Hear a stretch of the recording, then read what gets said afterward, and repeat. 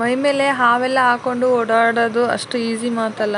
ಇವರು ಇಷ್ಟು ಧೈರ್ಯವಾಗಿ ಓಡಾಡ್ತಿದ್ದಾರೆ ಅಂದರೆ ಇವರಿಗೆ ಎಷ್ಟು ವರ್ಷಗಳ ಕಾಲ ತಪಸ್ಸು ಮಾಡಿರ್ಬೋದು ಹಾಗೂ ಎಷ್ಟು ವರ್ಷಗಳ ಕಾಲ ಇದನ್ನೆಲ್ಲ ಕಲ್ತ್ಕೊಂಡಿರ್ಬೋದು ನೀವೇ ಲೆಕ್ಕ ಮಾಡಿ ಹೇಳಿ ಸರಿಯಲ್ಲ. ಆದರೆ ಅವರು ಕೆಲವು 9-10 ವರ್ಷ ತಪಸ್ಸು ಮಾಡಿದವ್ರನ್ನ ನಾಗಸಾಧು ಅಂತ ಕರೀತಾರಂತೆ. ನೋಡ್ಬೋದು ಇಲ್ಲಿ ಎಲ್ಲ ಸಾಧುಗಳು ರ್ಯಾಲಿ ಬಂದಿದ್ದಾರೆ. ಅಂದರೆ 144 ವರ್ಷಕ್ಕೊಮ್ಮೆ ನಡೆಯುವ ಪೂರ್ಣ ಕುಂಭಮೇಳ ಅಲ್ವಾ ಇದು. ಅದಕ್ಕಾಗಿ ಈ ಸಾಧುಗಳೆಲ್ಲ ತಪಸ್ಸು ಮಾಡಿ ಹೊರಗಡೆ ಬರೋದ್ರಿಂದ ಇಲ್ಲಿ ರ್ಯಾಲಿ ಕೂಡ ನಡೆಸ್ತಾರಂತೆ. ನಿಜಕ್ಕೂ ಸ್ಕ್ರೀನಲ್ಲಿ ನೋಡೋಕ್ಕೆ ಇಷ್ಟು ಭಯ ಆಗುತ್ತೆ, ಬಟ್ ರಿಯಲ್ ಆಗಿ ನೋಡಿದರೆ ಮೈ ಎಷ್ಟು ರೋಮಾಂಚನಕಾರಿ ಆಗ್ಬೋದಲ್ವಾ. ನೋಡಿ ಎಷ್ಟು ಭಯಾನಕವಾಗಿದ್ದಾರೆ ಒಬ್ಬೊಬ್ಬರು. ಈ ಸಾಧು ನೋಡಿ ಮೈ ಮೇಲೇ ರುದ್ರಾಕ್ಷಿನ ಹಾಕ್ಕೊಂಡು ಕೂತ್ಕೊಂಡಿದ್ದಾರೆ. ಎಷ್ಟು ಜನ ಸಾಗರ ಅಂದರೆ ಲಕ್ಷ ಕೋಟಿಗಟ್ಟಲೆ ಜನ ಇಲ್ಲಿದ್ದಾರೆ. ಏನಿಲ್ಲ ಅಂದರೂ ದಿನಾಲೂ 1 ಕೋಟಿ ಜನ ಅಪ್ ಆ್ಯಂಡ್ ಡೌನ್ ಮಾಡ್ತಿದ್ದಾರಂತೆ, ನ್ಯೂಸ್ಗಳಲ್ಲೆಲ್ಲ ಹೇಳ್ತಿದ್ರು. ನೋಡಿ ಇದನ್ನು ಕಣ್ ತುಂಬ್ಕೊಳ್ಳೋದೇ ದೊಡ್ಡ ಪುಣ್ಯ ಅಂತಲೇ ಹೇಳ್ತೀನಿ ನಾನು.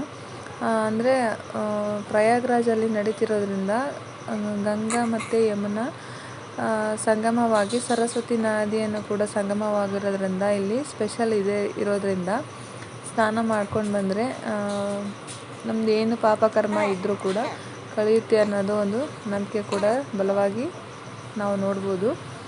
ಇಲ್ಲಿ ಅಡುಗೆಗಳ ವ್ಯವಸ್ಥೆ ಕೂಡ ಮಾಡಿದಾರಂತೆ. ಕೆಲವರು ಮಧ್ಯೆ ಹೋಗಿ ಸ್ನಾನ ಮಾಡಿದರೆ ಇನ್ನು ಕೆಲವರು ಅಲ್ಲೇ ಹತ್ರದಲ್ಲೇ ಸ್ನಾನ ಮಾಡಿದಾರಂತೆ. ಅಲ್ಲೇ ಮುಂದ್ಗಡೆ ಹತ್ರದಲ್ಲಿ ಫೀಸ್ ಎಷ್ಟೋ ಇಟ್ಬಿಟ್ಟು 3D ಪಿಕ್ಚರ್ನ ಕೂಡ ಮಾಡಿದ್ದಾರೆ.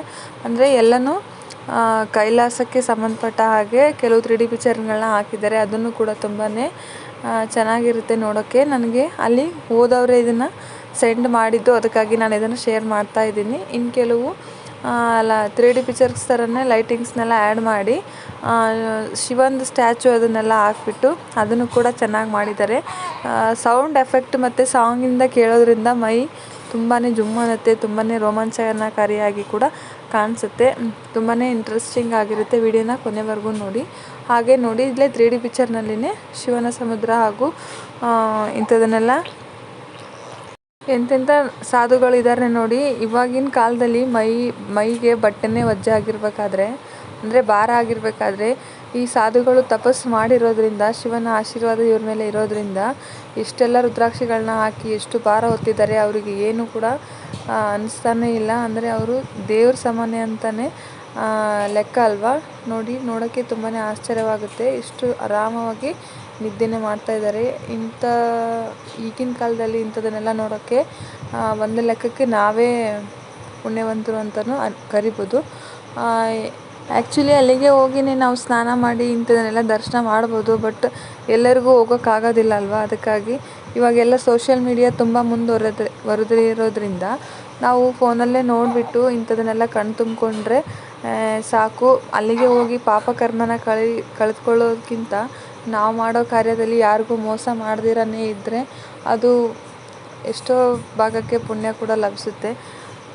ಅಟ್ಲೀಸ್ಟ್ ಫೋನಲ್ಲಾದರೂ ನೋಡಿ ಕಣ್ ತುಂಬ್ಕೊಳ್ತಾ ಇದ್ದೀವಲ್ವ. ಇದೇನು ಫೇಕ್ ಅಲ್ಲ, ಅಲ್ಲಿ ನಡೆದಿರೋದನ್ನೇ ಇಲ್ಲಿ ಸೋಷಿಯಲ್ ಮೀಡಿಯಾದಲ್ಲಿ ಅಪ್ಲೋಡ್ ಮಾಡಿರೋದೇ ಅಂತೂ ನಿಜ ಅಲ್ವಾ.